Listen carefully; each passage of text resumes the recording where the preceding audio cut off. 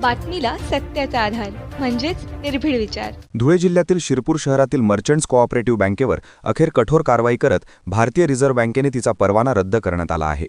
आर्थिक अनियमितता, कर्ज वाटपातील गैरप्रकार आणि दीर्घकाळापासून बंद असलेले व्यवहार या कारणांमुळे हा निर्णय घेण्यात आला आहे। या कारवाईमुळे हजारो ठेवीदारांच्या पैशांबाबत अनिश्चितता निर्माण झाली असून शहरात खळबळ उडाली आहे। मिळालेल्या माहितीनुसार बँकेची स्थापना 1985 साली झाली होती। सुरुवातीला स्थानिक पातळीवर विश्वासार्ह मानली जाणारी ही बँक मागील काही वर्षात आर्थिकदृष्ट्या अडचणीत सापडली। मोठ्या प्रमाणावर दिलेली कर्जे थकीत राहिली, तर काही कर्ज प्रकरणांमध्ये नियमबाह्य व्यवहार झाल्याचेही समोर आले आहे। विशेष म्हणजे मागील 2 वर्षांपासून बँकेचे व्यवहार पूर्णपणे ठप्प होते।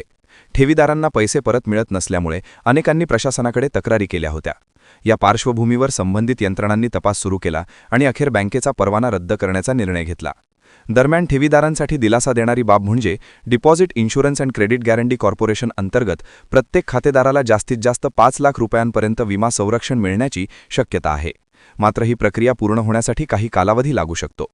या प्रकरणात बँकेच्या काही संचालकांवर आणि संबंधितांवर गुन्हे दाखल करण्यात आले असून काही जण फरार असल्याची माहिती समोर येत आहे।